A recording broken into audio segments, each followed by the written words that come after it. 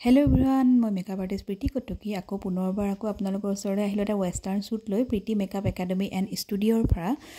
দেখিছেনে 14 বেষ্টৰ ষ্টুডেণ্টৰ কামবোৰ ইমান ধুনীয়া ধুনীয়া কৰিছে। ৱেষ্টাৰ্ণ লুকবোৰ দেখিছে, সকলোৱে মডেলছবোৰতো ক'বই নালাগে, বহুত বেছি ধুনীয়া আৰু তাৰে লগতে মেকআপবোৰতো আৰু বহুত বেছি ধুনীয়াকৈ কৰিছে তেওঁলোকে।